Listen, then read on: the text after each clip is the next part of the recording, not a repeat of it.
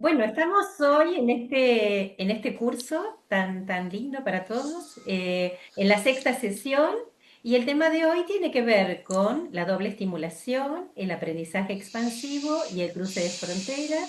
Y quienes vamos a estar a cargo de este rato lindo compartido somos Alicia Elías Caballero, que es de Paraguay y vive en Estados Unidos y está ya haciendo muchas cosas que ahora vamos a contar. La magíster Cristina Erauskin, que es de Buenos Aires. eh, bueno, yo, que soy Lidia García Lavandal, también de Ciudad de Buenos Aires, y Natalia Gómez, que vive ahora, es alguien que se nos ha mudado de Buenos Aires a Neuquén y que vive en el sur de nuestro país. ¿Eh? Y bueno, lo lindo es que todas pudimos encontrarnos. No sé si se va a ver tan lindo como fue disfrutar de la preparación de esto, las cuatro reuniéndonos con mates de por medio, charlando y riendo. ¿M? Paso a presentarnos con más detalle. Bueno, Alicia es oriunda de Paraguay, doctoranda en el programa de Sociología y Educación de Teacher College, espero haber pronunciado bien, de la Universidad de Columbia. Tiene un máster en Sociología de la Educación, es licenciada en Sociología y docente escolar y trabajó como docente en escuelas primarias y secundarias, como educadora de derechos humanos y como investigadora de políticas educativas, tanto en Paraguay como en Nueva York. Durante los estudios de grado, ella abogó fuertemente por la representación de la voz estudiantil en políticas educativas, interés que posteriormente se tradujo en su interés académico sobre la participación y la política de formulación de regulaciones educativas, y sus intereses académicos se centran en las relaciones entre la comunidad y la escuela, en los procesos de cambio escolar para la justicia social, así como en las experiencias de organizaciones de base que innovan en el ámbito educativo. Bueno, Alicia fue becaria de Fulbright y de Sankel, ¿cómo se dirá? Fellowship. Muy bien. Paso a presentar a Cristina, porque tenemos que hacer todo muy rápido. Bueno, Cristina Erauskin es magíster en psicología de Flaxo y la Universidad Autónoma de México. Ha sido profesora adjunta regular a cargo de psicología educacional, cátedra en la que tuvimos el gusto de conocernos hasta 2021, pero ha sido y es directora de proyectos UBASIT a lo largo de muchos años, desde 1990. Es investigadora categoría 1, que en nuestro país es lo máximo que podés tener, la máxima categoría. Es docente en la maestría de psicología educacional, en varios seminarios, contribuciones de teorías del desarrollo, interacción y comunicación educativa, introducción a problemas epistemológicos de psicología educacional. Ella además está en la comisión de la maestría de Psicología Educacional de la Facultad de Psicología de la Universidad de Buenos Aires. Ha sido profesora titular regular en la Universidad de La Plata, también de Psicología Educacional. Es directora de proyectos de investigación bienales. Trabaja también como docente de doctorados y posgrados en la Universidad de La Plata y fue prosecretaria académica de la Facultad de Psicología de la UBA. Natalia Gómez es doctoranda en Ciencias Sociales de la UBA, magíster en Ciencias Sociales y Humanidades por la Universidad de Quilmes, es licenciada en Psicología y profesora de Enseñanza Media y Superior en Psicología de la UBA. Actualmente ella se desempeña en el nivel superior universitario y no universitario. Es docente también de educación media, ¿no? De escuelas secundarias. Es psicóloga educacional en equipos de orientación escolar, tanto a nivel inicial como media, o sea, secundaria. Es investigadora en diversos proyectos acerca de temáticas de inclusión social y educativa, justicia territorial y educación en la construcción de lazos sociales y subjetividades, cruce de fronteras en zonas urbanas y rurales, género e interseccionalidad. Proyecto que dirige Cristina Erauskin. Y es integrante de asociaciones civiles que articulan arte y salud mental, y desde estas prácticas investigó fuertemente los procesos de subjetivación de las personas con padecimiento psíquico, dispositivo manicomial y prácticas transformadoras en salud mental comunitaria, ¿no? Con otra directora, Susana Murillo. Bien, y ahora me presento rapidito. Yo soy doctora en psicología por la Universidad de Buenos Aires, magíster en psicología educacional. Mi título de grado es licenciada en psicología, todo por la Facultad de Psicología de la Universidad de Buenos Aires. Tengo un profesorado universitario. También fui prosecretaria académica en la Facultad de Psicología. Hoy soy profesora titular regular en didáctica especial y práctica de la enseñanza del profesorado de Psicología, de la Facultad de Psicología, y adjunta en Psicología Educacional. Soy investigadora UASIT, categorizada también por el Ministerio de Educación, Ciencia y Tecnología. Soy directora de programas de extensión, programa UANEX, que tiene que ver con el andamiaje de las prácticas docentes en el nivel medio y el diseño de dispositivos situados para la formación y resignificación de las competencias didácticas y de un programa de extensión de la propia facultad denominado Promoción de Dispositivos Cooperativos de Construcción y Abordaje Didáctico de la Psicología en el nivel medio. Y también trabajo como profesora en distintos posgrados, en la Universidad de Buenos Aires, porque también estoy en la maestría como Cristina Erauskin, en la comisión y en varios seminarios, y en otras universidades, la Universidad Abierta Interamericana, en ISALUD, en Favaloro, en Belgrano, bueno, y tengo muchos años de experiencia en el nivel educativo. Dicho esto, les cuento que el tema principal de nuestro encuentro es la doble estimulación, el aprendizaje expansivo y el cruce de fronteras. Y el objetivo que persigue este encuentro es poder pensar juntos para poder analizar las intervenciones profesionales como procesos colectivos de transformación, ¿sí? Utilizando, bueno, toda la teoría para comprender cómo se genera agencia, cómo se resuelven las contradicciones y se construyen redes colaborativas en escenarios de salud y de educación. Nosotros vamos a discutir algunos casos, primero vamos a trabajar algunas conceptualizaciones teóricas y también tenemos un artículo que vamos a compartir cuyo título es Hacia una praxis transformativa, doble estimulación, aprendizaje expansivo y cruce de fronteras en los sistemas de actividad contemporánea, que va a estar a disposición. Dicho esto, les cuento que el recorrido que vamos a hacer tiene que ver con este abordaje. Primero vamos a hablar del mecanismo de la doble estimulación.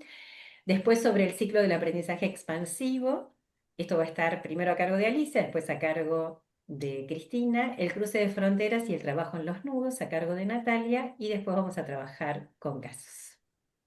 Bien, todo tuyo, Gracias, Alicia. Livia. Gracias por esa presentación. Y voy a ponerme acá al tiempo también, porque hoy hay tantas cosas interesantes de las que tenemos que hablar que tengo que asegurarme de que no me quedo acá la hora y media hablando del primer tema. Hoy quisiera introducir el concepto de doble estimulación. También es conocido como estimulación dual. Creo que a mí me encantaría saber cómo ustedes encontraron este término en el trabajo que hicieron. Creo que uno de los grandes desafíos que tenemos como ISCAR en Latinoamérica es generar un lenguaje propio y ponernos de acuerdo en cómo vamos a llamar estas cosas, pero por ahora estoy usando indistintamente estimulación dual o doble estimulación. Y si bien esto es un tema para el que podríamos hablar los 90 minutos o más, hoy va a ir súper cortito. Voy a intentar ser lo más directa y clara posible.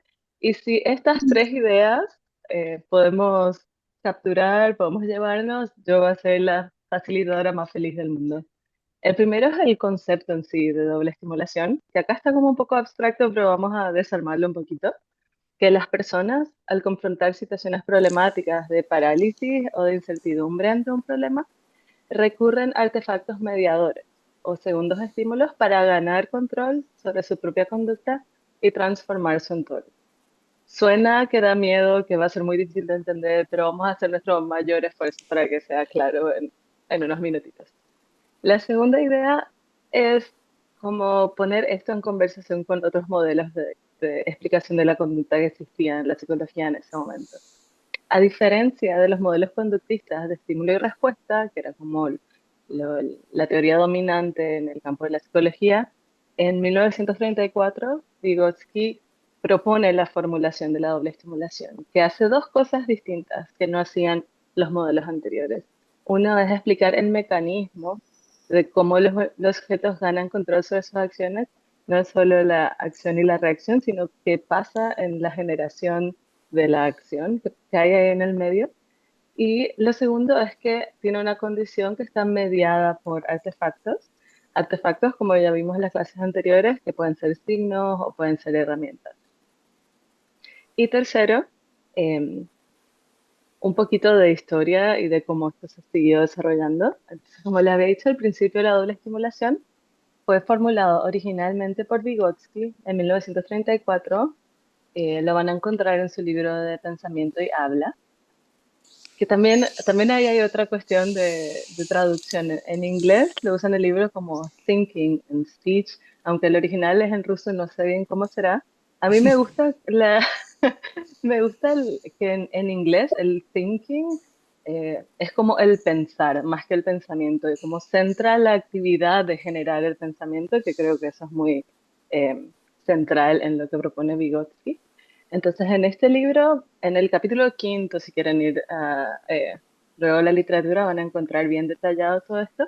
Explica entonces la doble estimulación como el motor detrás de la capacidad humana para modelar intencionalmente sus acciones.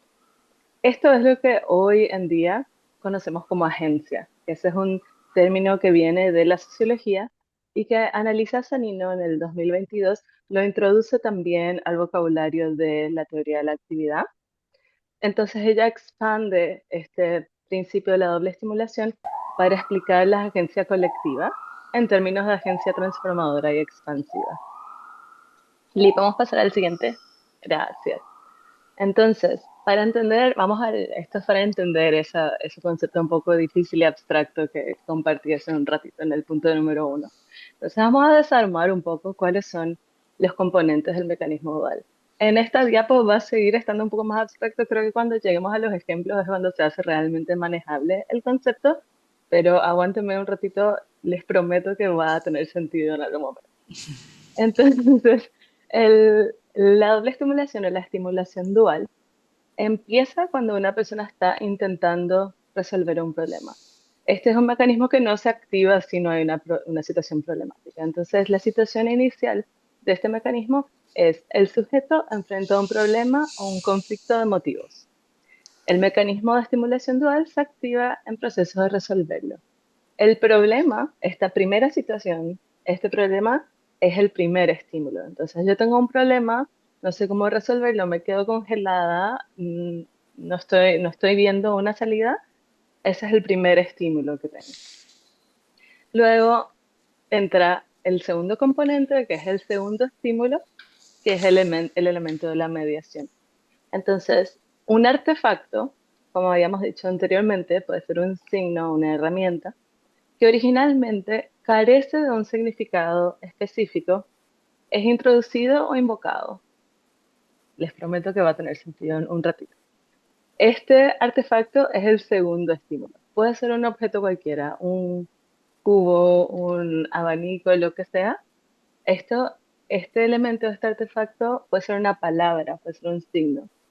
Eh, y esto constituye el segundo estímulo, que se hace importante a través del proceso de significación.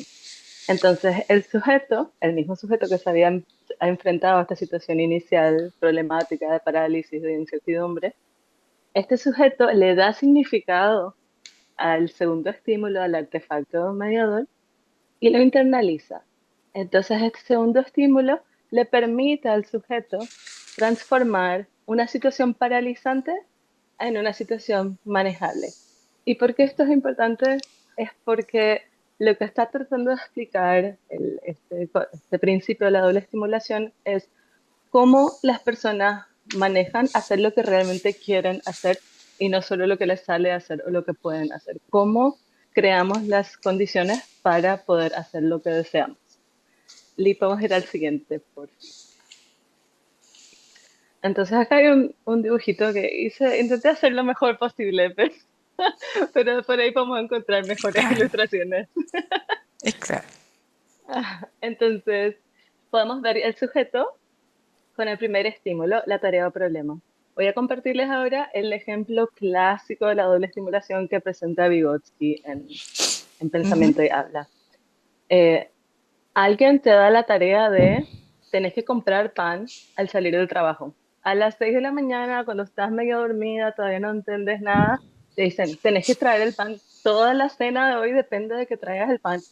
Y mi problema es que yo no sé si me voy a acordar o sé que no me voy a acordar porque sé que no confío en mi memoria o voy a estar muy ocupada o lo que sea.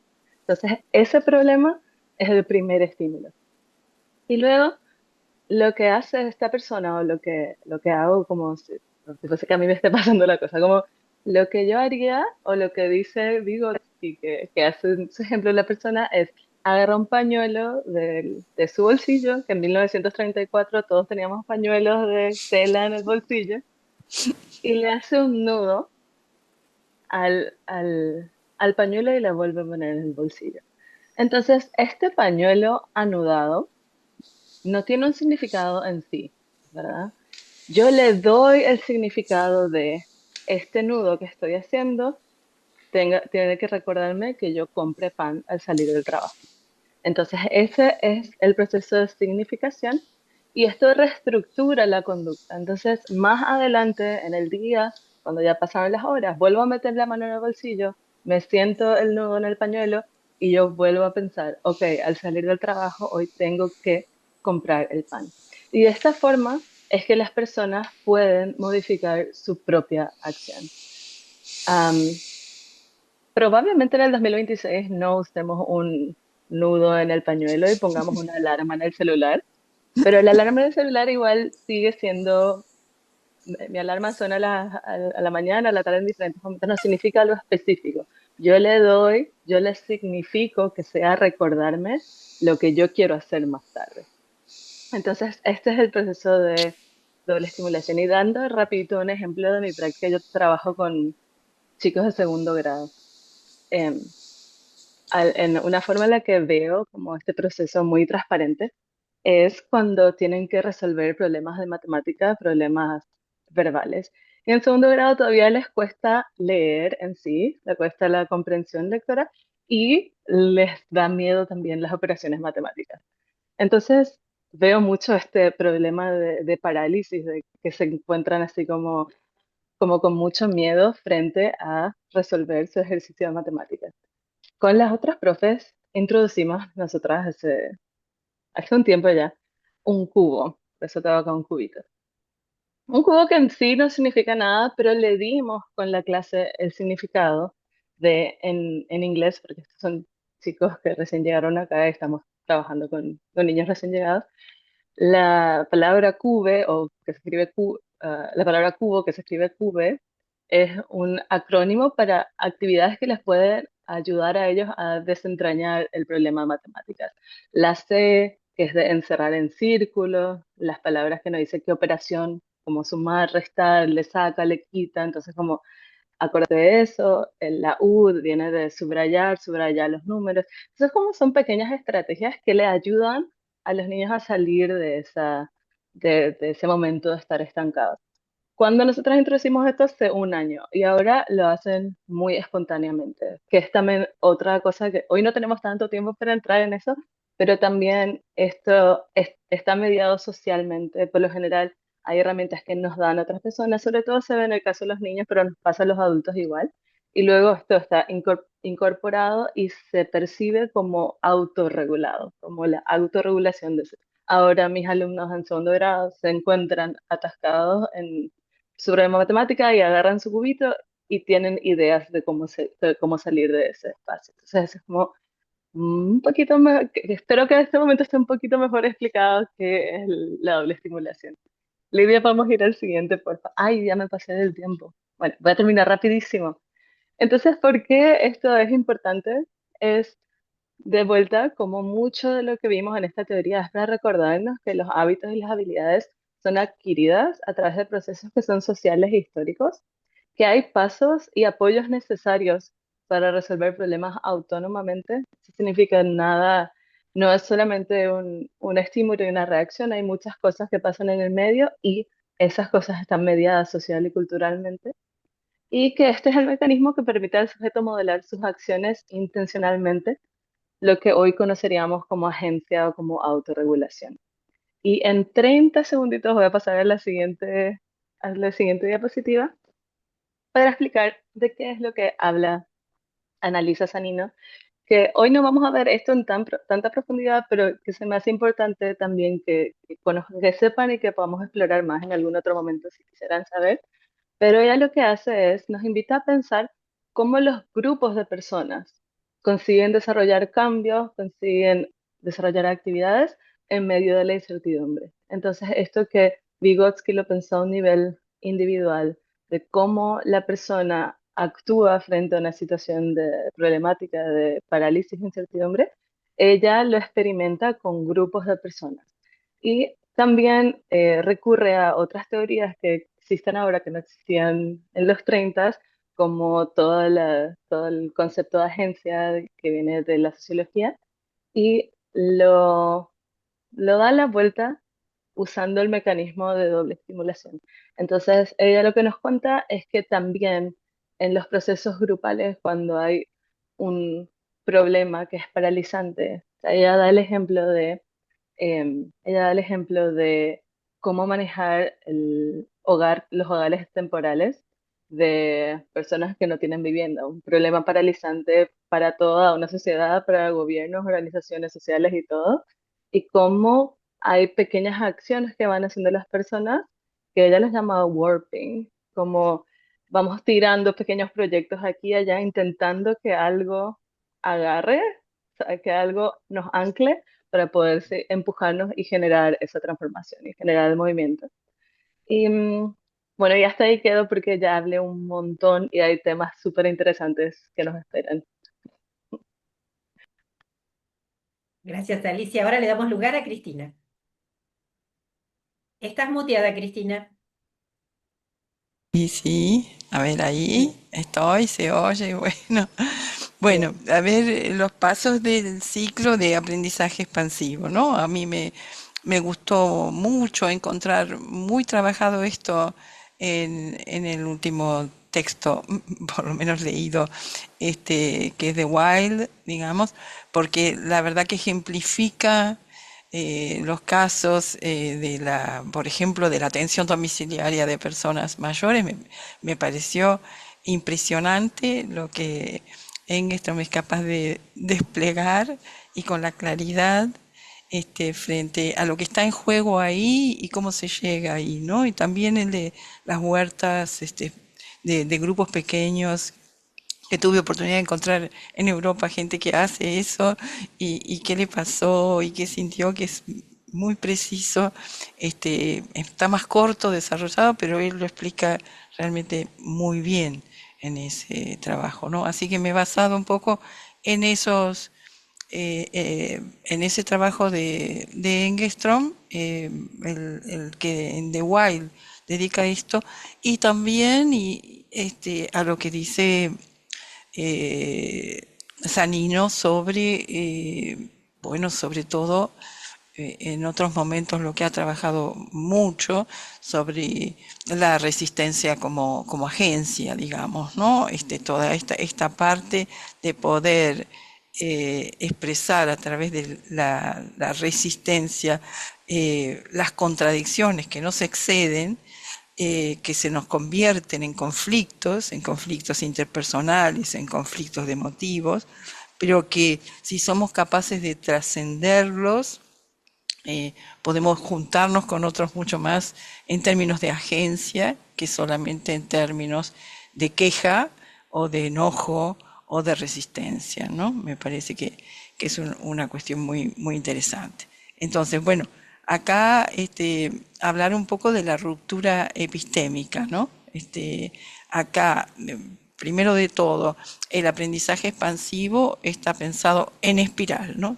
El espiral también es una cosa sumamente interesante porque implica contradicciones, implica girar para transformar, digamos, es una dialéctica dialógica, pero donde vuelven a aparecer conflictos de motivos, contradicciones, resistencias, peculiaridades de todos en el tratamiento del curso de la acción en el aprendizaje expansivo, ¿no? Entonces, Me parece que es un enfoque que rompe con el paradigma de adquisición, ¿no? No existe un maestro con respuestas predefinidas para este aprendizaje expansivo. Es la creación colectiva de una práctica, de una acción, ¿m? De un conjunto de acciones históricamente nuevas, la que abre el ciclo expansivo, ¿no? Y tiene que pensarse desde no solamente lo que están haciendo colectivos de grupos de personas o de grupos de instituciones, sino de pensar también qué contradicciones por fuera de ellos, ¿m? En todo el sistema social de actividad de una ciudad, de un país y hasta del mundo, digamos, están produciendo lo que ahora entre nosotros se plantea como un conflicto y como un conflicto de motivos, ¿no? En ese sentido, él toma esto del aprendizaje expansivo como un aprender lo que aún no está allí, que se aprende mientras se actúa transformando algo, con voluntad de transformarlo, eh, y con una creciente conciencia de que esos conflictos que se nos producen al tratar de transformarlo van más allá, vienen de más allá de lo que la sociedad capitalista hoy mantiene, sostiene o hace avanzar de una manera que nos afecta a todos, ¿no? Entonces, en ese sentido, están los distintos pasos del aprendizaje expansivo, ¿no? Que empieza por un cuestionamiento. ¿Pasó muy rápido o me pareció a mí? Pasó. Sí, sí, pero ya volví. Ah, ¿Dejo el bueno, anterior? el anterior, por favor. Sí, sí. Este, bien, entonces los famosos 7 pasos, ¿no? Tiene que empezar la cosa por un cuestionamiento, ¿no? Por una crítica a lo que hay, digamos, un rechazo de la práctica habitual. Algo en la atención domiciliaria de los abuelos no estaba funcionando, digamos. Algo que no los instaba a ellos a seguir luchando por tener autonomía sin perder seguridad, ¿no? Ahí aparecía autonomía o seguridad peleándose, y esto tiene que ver con cosas que van más allá de ellos, eso es lo que dice, pero que tiene que empezar el cuestionamiento por por una actividad, por una voluntad de acción transformativa, ¿no? Una crítica y rechazo a lo que hay, y un intento entonces de transformarlo. Eh, Luego viene el análisis, una exploración histórico-genética o empírica. En esos trabajos que él profundiza, la verdad que uno ve las dos cosas, ¿no? Una exploración histórico-genética y también una empírica, ¿no? Pero los participantes van participando de algunas de esas conciencias y algunos de esos análisis para modificar a través de la acción lo que están viviendo hasta ese momento, ¿no? Luego viene el modelado, ¿no? Porque una cosa es el análisis de las contradicciones, de los recursos, de las herramientas, ¿no? Ahí aparecen los distintos triángulos, ¿no? Las herramientas, los objetos, los sujetos, las acciones, los fines y las articulaciones. Luego el examen, la puesta a prueba del nuevo modelo conceptual, ¿no? Porque primero se lo va modelando, fundando una nueva solución desde la célula germinal, después se lo examina con la puesta a prueba del modelo nuevo, después se lo implementa, hay que implementar, hay que aplicar, digamos, ese material armado desde el cuestionamiento como nuevo, después se reflexiona, una evaluación crítica y analítica del proceso de transformación, y luego se consolida, ¿no? Con lo cual incluso se generaliza en una nueva práctica cultural transmisible, digamos, ¿no? Eso se ve también en las abuelitas que hasta pueden llegar a pensar, bueno, esto le vendría bien a mi hija, ¿no? Hacer este tipo de trabajo y este tipo de ejercitación, ¿no es cierto? O sea, hay una posibilidad ya donde algo se difunda hasta que ingrese un nuevo ciclo, por supuesto, de aprendizaje expansivo, ¿no? Creo que esto es esos 7 pasos y pensándolos en espiral, porque la espiral también significa avanzar, pero volver a otras contradicciones que se generan, ¿no? Avanzar y resolver, pero también con nuevas peripecias y nuevas diversidades, por supuesto, en la forma en que son tratadas esas contradicciones, ¿no? Creo que esto es lo que hace del aprendizaje expansivo un aprender lo que aún no está allí, ¿no? Aprender algo que todavía no está, pero que lo aprendemos mientras lo hacemos. Lo hacemos mientras transformamos lo que hay. Transformamos mientras aceptamos las contradicciones que están detrás de nuestros conflictos y que nos exceden, pero que algo aquí podemos hacer para transformar ese proceso y los que nos genera a nosotros, ¿no? Me parece muy importante. Hemos visto en educación textos de Sanino muy interesantes también, cómo se plantea esto en escuelas secundarias de Italia y de otros lugares, ¿no? Donde las resistencias de los docentes, la verdadera explosión a veces de la resistencia de los docentes, están expresando una posibilidad de una nueva agencia, ¿no? Si se la toma también como este proceso de transformación. Bueno, creo que esto, como los pasos del aprendizaje expansivo y lo que se puede estar pretendiendo en él, aunque luego es impresionante cómo pueden volver a aparecer otras situaciones, generarse otros campos para el mismo tipo de proceso a partir de ahí. Bueno, cedo la palabra. Bueno, si quieren, mientras que las teorías del aprendizaje tradicionales se enfocan en la adquisición de lo que ya está, de los conocimientos preexistentes y estables, el aprendizaje expansivo se centra en procesos donde los sujetos deben aprender formas de actividad que todavía no existen, que se van haciendo a través de la transformación de lo que existe, ¿no? Ese proceso es impulsado por contradicciones históricamente acumuladas en los sistemas de actividad, las cuales generan situaciones de doble vínculo o callejones sin salida. Acá están nuevamente los 7 pasos, digamos, ¿no? El concepto de aprender lo que aún no está allí, que se diferencia del aprendizaje estándar porque no busca adquirir lo preexistente, sino crear nuevas formas de actividad y aprender desde allí. El sujeto de aprendizaje no es el individuo, sino el sistema de actividad colectivo. Ocurre literalmente mientras las nuevas prácticas están siendo creadas por los participantes a través de la acción y del cuestionamiento de lo que hay. El ciclo implica entonces esos 7 pasos: cuestionamiento, análisis, modelado, examen y prueba, implementación y reflexión y consolidación, ¿no? El aprendizaje se dispara siempre por contradicciones históricamente acumuladas en el sistema. Las contradicciones generan dobles vínculos o callejones sin salida que fuerzan la búsqueda de una terceridad superadora.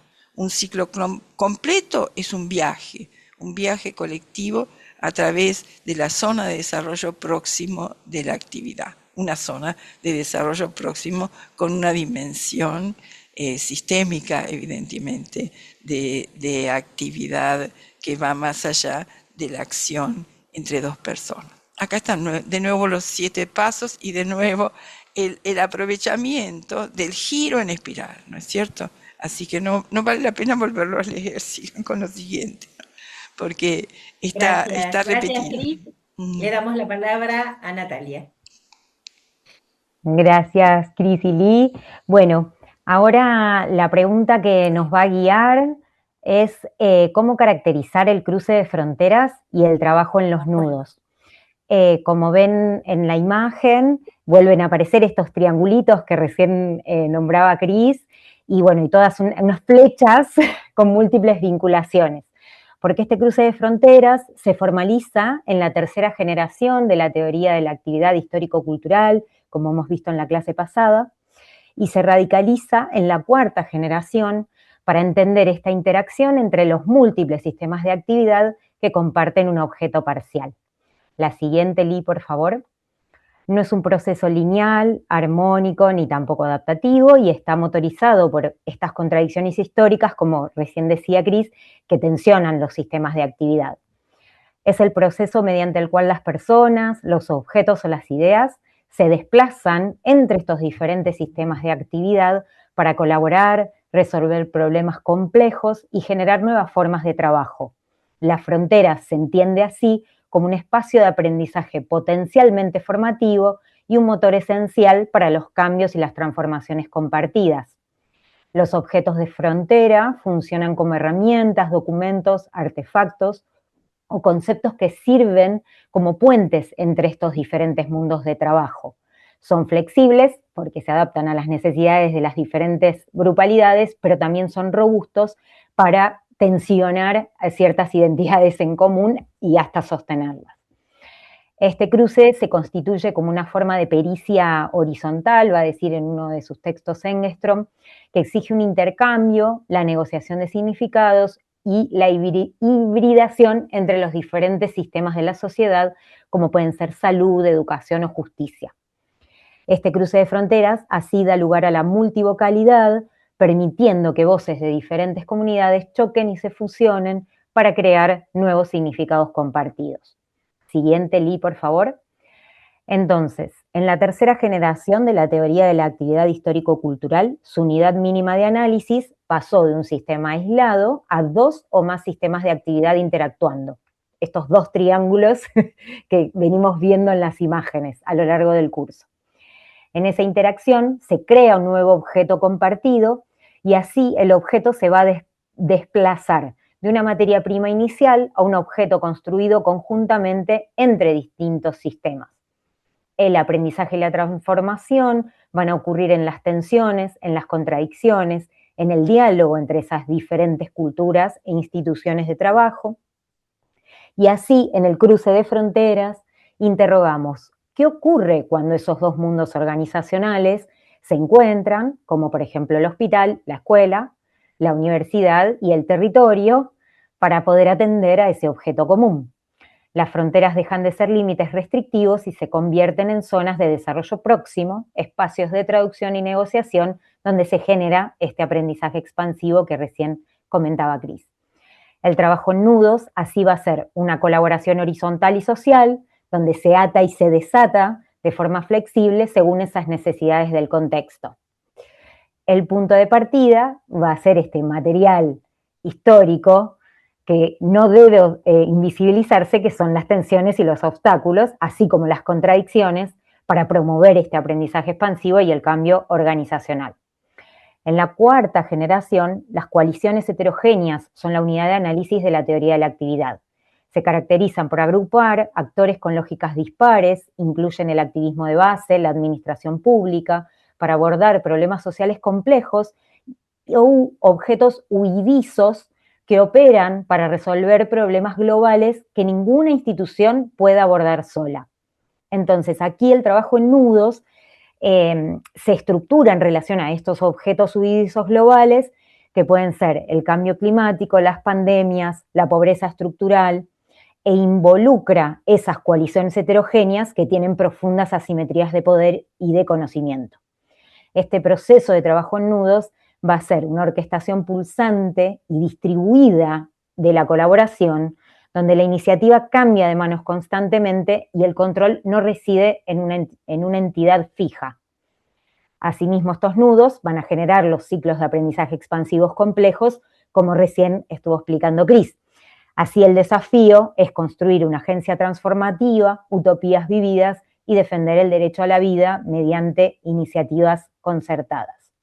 Siguiente, por favor, Lee.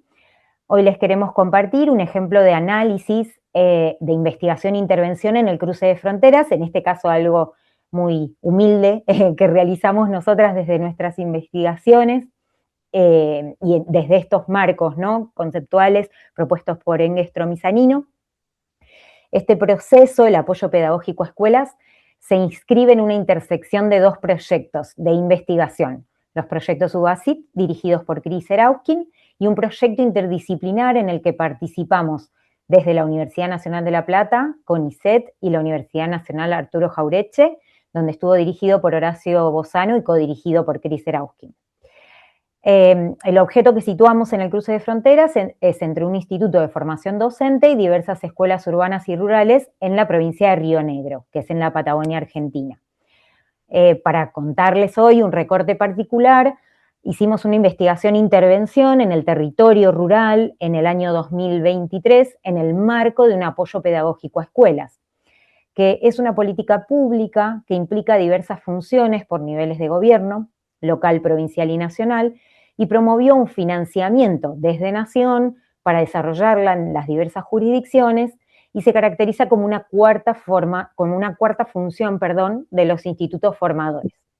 Entre estos objetivos del APE, lo más interesante es que apunta a una coconstrucción colectiva del saber pedagógico entre las escuelas, en el propio territorio, habilitando una conformación de equipos docentes en las escuelas y en los institutos formadores, donde también los estudiantes de estos institutos se entraman, digamos, para poder construir estos saberes pedagógicos de intercambio en el cuerpo a cuerpo.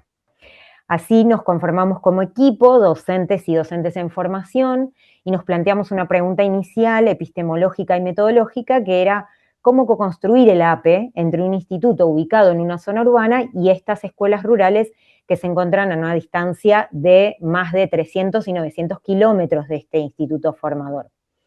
Hubo un proceso que se estructuró en 3 momentos clave de acción, que fue en el antes del viaje a las escuelas rurales, un durante y un después de esos viajes. Voy a focalizar nada más en el momento del durante, que fue el momento presencial donde viajamos desde la zona urbana a la ruralidad, donde allí pusimos, digamos, en el diálogo y en la negociación y en la construcción de significados compartidos, objetos de frontera que implicaron una configuración mutua y de colaboración para generar esa zona de desarrollo próximo interorganizacional. Y a partir de esta experiencia logramos cartografiar 4 grandes nudos críticos.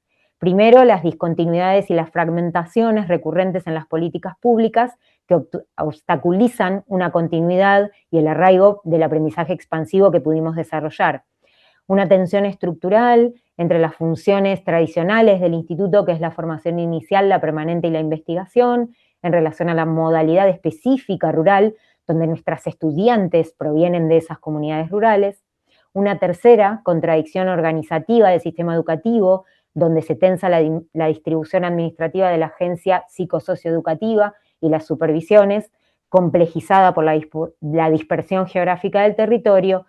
Y una cuarta, que es la que seguimos investigando en términos de perspectiva de género, clases sociales e interculturalidad, pensando en un marco de horizonte de la justicia territorial, donde en este nudo crítico estamos dialogando realidades y contextos de México y Argentina que desarrollamos con Ana Solís y Chris Erauskin. Así, estas contradicciones no las asumimos como fallas o barreras infranqueables, sino que configuran este sustrato material e histórico indispensable para la emergencia de una auténtica interagencialidad y una agencia transformativa en las comunidades implicadas. Lee, muchas gracias. Bueno, y ahora a modo de bonus track, porque esto está fuera del programa, pero que surgió en la discusión que tuvimos a lo largo de los encuentros para preparar este encuentro, nos pareció interesante compartir la idea de Annalisa Zanino de experienciar, ¿no? Y trajimos la idea de experienciar justamente como eje central, ¿no? Para comprender la agencia transformativa y el aprendizaje expansivo, cómo este enfoque se aleja de una visión puramente racionalista para poder centrarse en cómo los sujetos viven y resuelven los conflictos en la práctica, ¿no? La idea fue fundamental en la recuperación de Sarino de este principio de doble estimulación de Vygotsky como motor de la voluntad y de la acción volitiva, ¿no? Interesante porque para ella la agencia no surge de una instrucción externa, sino de un conflicto de motivos que el sujeto debe experienciar como una parálisis o una situación sin sentido para permitir que un artefacto neutral se cargue de sentido y se convierta en un signo, como nos decía Alicia, que rompe la parálisis y que transforma una situación opresiva en una manejable, ¿no? Es interesante porque ella retoma el concepto de conversaciones, ¿no? Experiencia en conversaciones para cerrar la brecha entre el discurso y la actividad. Y esta idea sugiere que la comunicación no es solo el intercambio de información, sino el espacio donde los que participan viven y procesan las contradicciones de su trabajo, ¿no? Y es a través del diálogo y el debate, diríamos la multivocalidad, que se da que los sujetos puedan reconceptualizar su realidad y hacen que el aprendizaje sea un proceso vibrante y socialmente situado, ¿no? Entonces, el aprendizaje expansivo no es algo solo intelectual, sino fundamentalmente experiencial. Es experiencia, ¿no? Funciona situando a los participantes en situaciones reales o simuladas o imaginadas, donde deben crear, como dijimos, como dijo Cristina, lo que aún no está allí. Pero Sani no suscribe la idea de que la actividad realizada es más rica y verdadera que la conciencia que la precede. O sea que experienciar la acción, el hacer, es lo que permite que el concepto cobre carne y hueso. Algo interesante también que trae y que propone es la formación de conceptos, dice ella, en la selva, el mundo real, ¿no? Y esto está ligado a la construcción de agencias transformativas capaces de diseñar utopías vividas, ¿no? Que se vivencian. Porque este proceso, va a decir ella, requiere que los colectivos, ¿no? Ella va a hablar de los casos, por ejemplo, de erradicación, ¿no? De la falta de vivienda en Finlandia. Dice, no solo piensen en el cambio, sino que lo ensayen y lo encarnen mediante acciones e iniciativas concertadas. La experiencia de enfrentar la incertidumbre y el salvajismo de las prácticas cotidianas, va a decir, es lo que nos permite a los profesionales pasar de una posición pasiva a una de actores y decisores. Entonces ella va a hablar, ¿no? de encuentros donde incluye la dimensión corporal y emocional, el júbilo o la tensión física, en el ejemplo que traía Cristina, ¿no? De un anciano, de un adulto mayor al intentar pararse en una silla. Y para Analisa, estas experiencias vividas son anclajes somáticos que estabilizan los nuevos conceptos más eficazmente que las meras definiciones verbales. En resumen, Analisa va a decir que el experienciar es la actividad subjetiva de procesamiento de las contradicciones sociales que permiten la emergencia de la voluntad humana y la creación de nuevas formas de vida. Bien, con esto cerramos los aspectos teóricos y vamos a avanzar rapidito para poder pasar a trabajar con casos. Y los queremos invitar a trabajar con casos cuando se trabaja con la metodología de casos, que justamente se genera en Harvard para formar decisores de alto vuelo teórico. La metodología de casos implica tres momentos: un momento individual de lectura de un material narrativo, un momento grupal y un momento de plenario. Vamos a intentar en este encuentro compartir dos casos diferentes, uno en relación a educación y otro en relación a salud, y para eso voy a dejar de compartir para que podamos armar las salas y compartirles los casos. Bien. Un recordatorio para cuando vayamos a la sala, cuando nos dividamos en grupos, porfa, no se olviden de prender las cámaras y los micrófonos para poder conversar, para saber quiénes Entre están ahí. ustedes. Bueno, primero Bien. que nada, muy buenas tardes para todos. Sí, como lo decía la profesora Alicia, Por favor, cuando los dirija a las salas, en el ámbito lado izquierdo de ustedes, parte inferior, izquierda, ahí aparece activar audio por computadora. Le dan ahí clic para que puedan activar el audio y puedan prender la cámara. ¿Listo?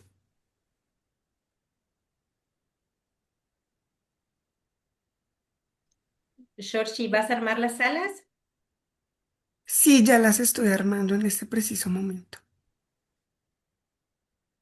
Y Bien, ya bueno, la envié idea el era documento armar. de los casos. Ya el documento de los casos está también en los dos chats. Bien. Caso uno, caso 2.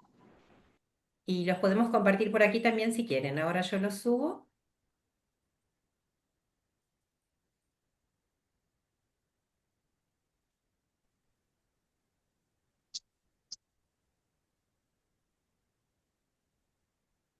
Perdón, ¿todos hacemos los dos casos?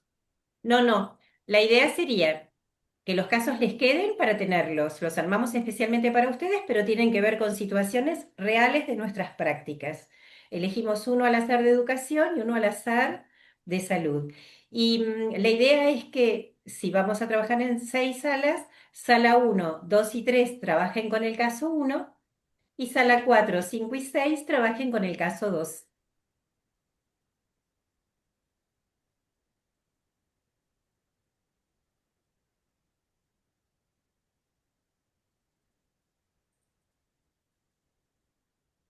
La idea es trabajar no más que 15 minutitos, lamentablemente el tiempo nos queda corto siempre, y que después podamos volver aquí para compartir lo que pensaron.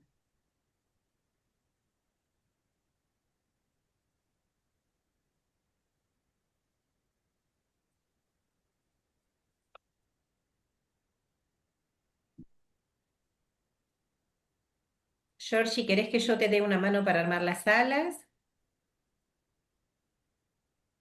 No, ya voy a acabar, me queda una. Listo, ya quedaron las 6 salas. Perfecto.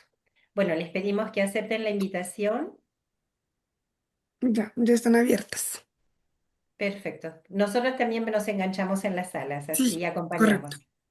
Y en 15 minutos, 20, nos traes de vuelta. Ok, listo. O sea, a las 6:15. Listo.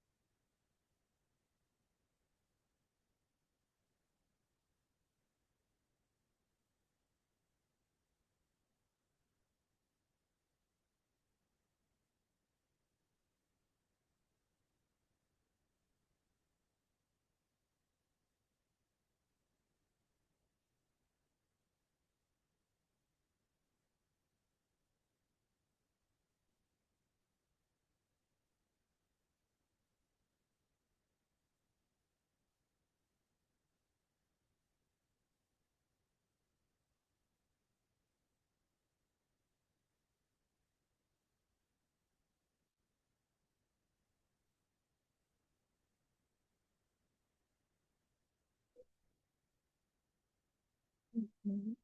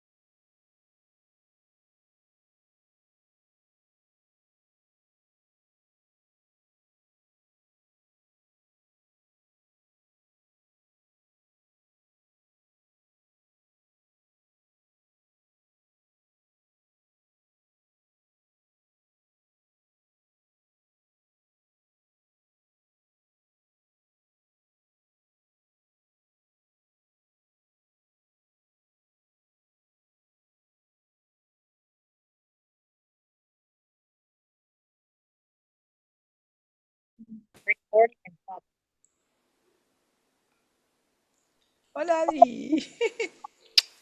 Hola, ¿qué ¿Qué tal? tal? ¿Cómo andás? Bien, ¿cómo Mejor, estás? ¿no? ¿Eh? No, no, se te ve muy bien. No, ¿Qué decís? que lo que pasa es que no se me ve muy bien. Entonces, por eso, no, tengo unas marcas terribles, terribles. Nada. ¿Estás dolorida? ¿Estás mal o estás bien?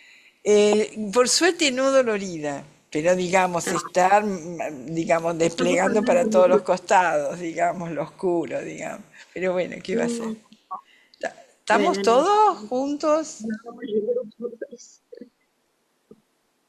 ¿Algunas palabritas que puedas decir vos sobre Cosa el muy... cuadernillo? Adriana fue la creadora del cuadernillo. No, no yo sola, fue un equipo que lo No, hizo. No, no. el equipo Un extensionista equipo de la Facultad de que Psicología de La está como Plata. Justo en nuestro grupo querían en el saber punto cómo había funcionado el cuadernillo, cómo se había llegado a Ah, las casas, qué anotaban. Por ahí si Adriana puede contar, está bueno.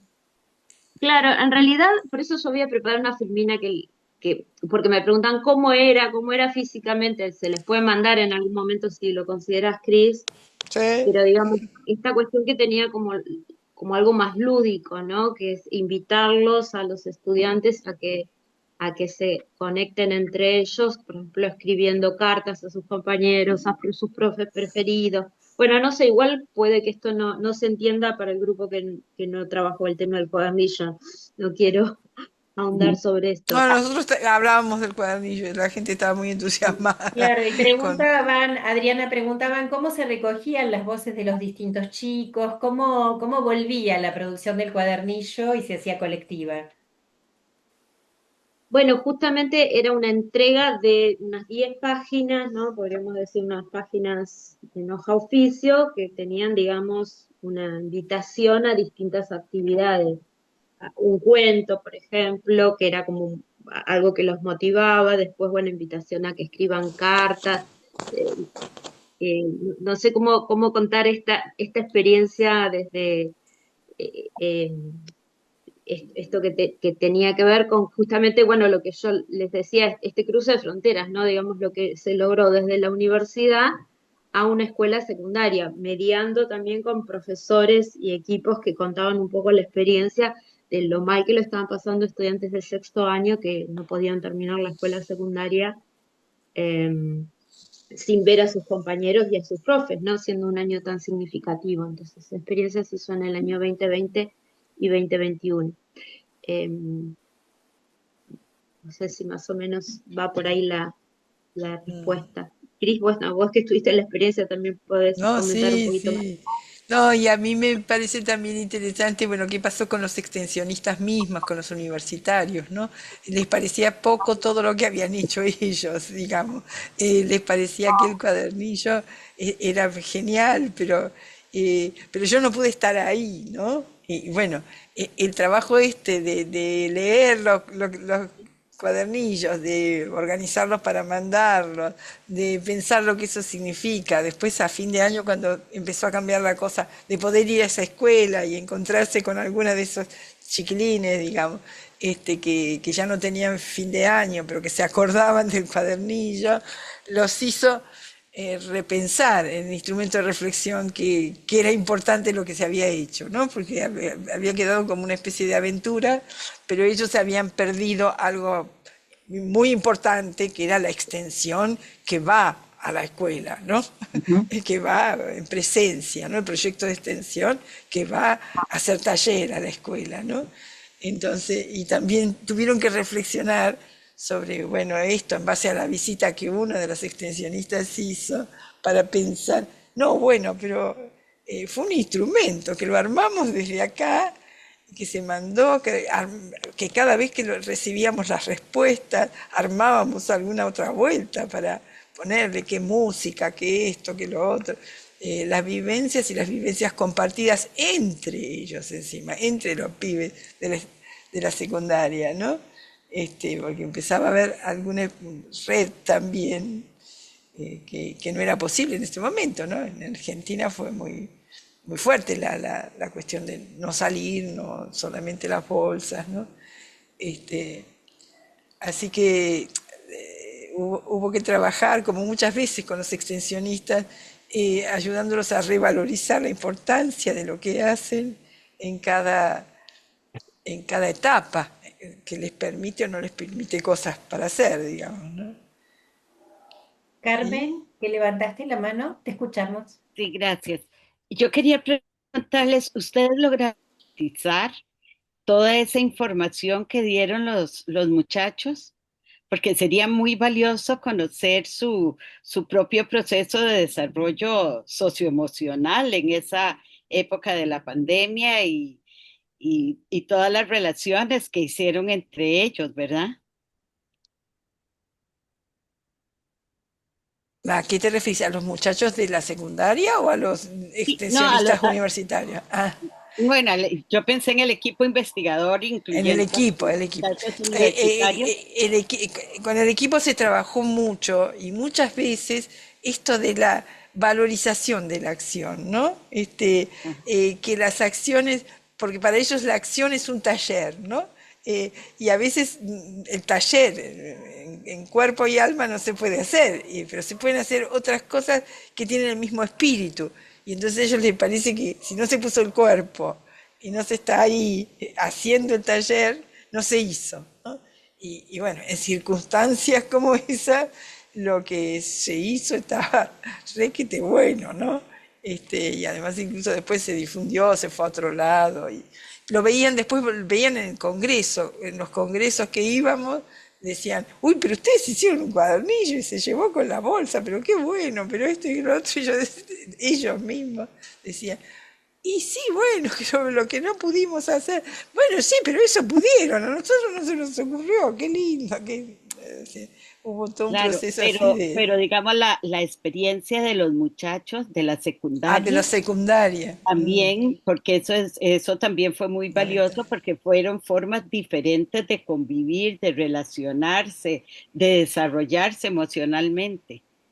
Sí, sí, lo pudimos registrar bastante a través de devolverle a su vez lo que habíamos recibido de los cuadernillos de ellos. Ahora después a los de sexto ya no los vimos, digamos, excepto cuando fuimos a trabajar directamente ya al territorio, ¿no? Ahí sí, algunos de esas personas las vimos, pero no a todas, porque eran todas escuelas del conurbano platense, que es bastante amplio. Pero sí, por ejemplo, en la directora y en los docentes quedó eso. Y hasta quedó como una pregunta por qué le pasa al docente de secundaria que ve las cosas desde su disciplina, ¿no? Quedó incluso en los docentes como, digamos, como una pregunta un poco más, y al no comunicarse con los otros docentes tampoco, aunque de forma virtual sí, pero no, al no tener el día a día con los otros docentes, también se sentían como que, bueno, les mandaban algo y los pibes hacían o no hacían, ¿no? La cuestión de la materia específica, ¿no? Y entonces escucharon Tal esto vez tuvo más como, impacto en una escuela donde una profesora era extensionista. Entonces, bueno, por ahí que era una escuela de Florencio Varela, que era una localidad cercana a La Plata, donde por ahí había más un ida y vuelta. Pero en general tuvo impacto en todos los estudiantes. En algunas escuelas se dio digamos, respondieron con mucha más alegría, con más entusiasmo. Por ejemplo, en la escuela de la universidad que lo hicieron online no tuvo tanto impacto como aquellos que lo recibieron en papel. Y por otra parte también hubo devoluciones en audio de las mismas estudiantes que se crearon algunos textos como para hacerles devoluciones de lo que se recibió. Y en el año 2021, que digamos fue una modalidad más híbrida, se repensaron algunas cosas y se volvió a hacer otro cuadernillo, eh, como digamos, con otras propuestas. Pero bueno, eh, eh, creo que lo más valioso es esta cuestión del cruce de fronteras y de este instrumento como sí. Claro. Gracias, Adriana Sari. Por era, ahí, Adriana sí, era nuestra directora del proyecto de extensión en ese momento, ¿no? Por eso, digamos, su papel era clave. Yo estaba más en el proyecto de investigación, digamos, por secundando. ahí podríamos dar 2 o 3 minutitos para que comentaran los grupos que trabajaron con el caso de salud, ¿no? Para que no quede Ay, solo sí, el caso por favor. educativo. Sí, ¿Se no, yo, anima alguno a hacer qué algún sé yo. comentario? Disculpe.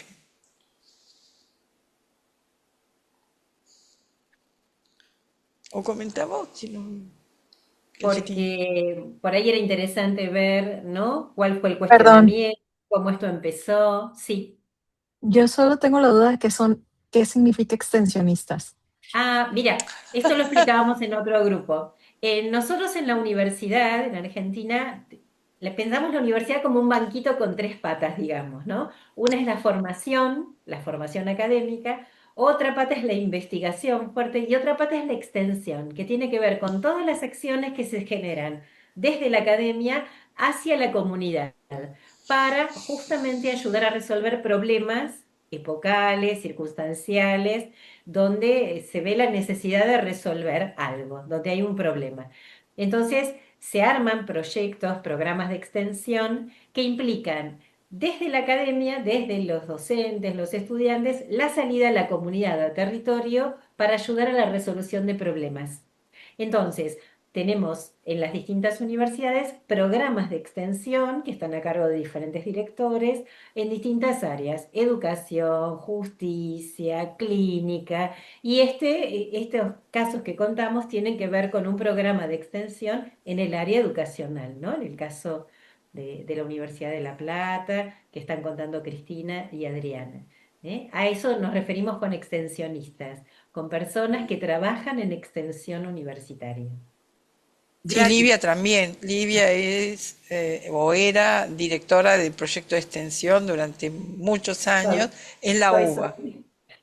Es. Bien. Y Este, gratis, eso a mí me llamó mucho la atención. sí, sí, sí. Esa es la parte más llamativa. Sí, lo hacemos ad honorem, es de locos, pero tenemos esas cosas en nuestro país. Sí, eso es Es, increíble. es una manera genuina de devolver a la universidad lo que recibimos de ella, porque yo contaba también que nosotros estudiamos en universidades públicas, no digo gratuitas porque pagamos los impuestos, pero que no se pagan, ¿eh? Son públicas y podemos acceder a ellas sin pagar cuotas, ¿eh? Y eso no es poco, con un nivel académico muy bueno, la posibilidad de acceso para mucha gente. Tal vez algunos de nosotros no estaríamos en estos espacios si no hubiéramos podido acceder a una universidad con estas características. ¿Mm? Bien, bueno, no sé si alguno de que trabajó con el caso de salud quiere decir algo, pero por ahí lo que habíamos intentado también es que pudieran ver los pasos del aprendizaje expansivo allí, ¿no? El cuestionamiento, cómo todo empieza en una sala de espera de pediatría, cómo un grupo de nutricionistas se preocupa, ¿no? Cómo se hace un análisis de la situación, cómo se propone una nueva solución, ¿no? No sé si pudieron revisar algo de esto en el caso 2, pero nos parecía por acá muy interesante porque se pasa del caso clínico individual, ¿no? Centrado en el niño como objeto clínico, a pensar en un objeto social, que es la educación familiar, ¿no? Uno podría ver que esa educación que se plantea hacer en la sala de espera es esa célula germinal respecto de la posibilidad de pensar, ¿no? El cambio, para trabajar estas situaciones tanto de desnutrición como de obesidad de los niños, ¿no? Y cómo se requiere del armado de estas coaliciones, ¿no? Entre el hospital, las familias y el contexto social. Bueno, el tiempo es tirano, como dicen acá en televisión, y se nos ha hecho corto, pero queríamos compartirles ejemplos reales, ¿no? Latinoamericanos de nuestras prácticas concretas con ustedes para poder, bueno, seguir copensando en estos espacios tan lindos. Bueno, esperamos que les haya gustado y que sigamos Sí. participando con otras colegas, descubriendo espacios y mundos de los distintos países que forman esta red, ¿no? Ujú. Bueno, Bueno, nos y vamos agradecerles la entonces. participación, ¿no? Porque han participado muy activamente en todos los grupos y eso nos pone muy contentos. Muchas gracias. Nos aplaudimos.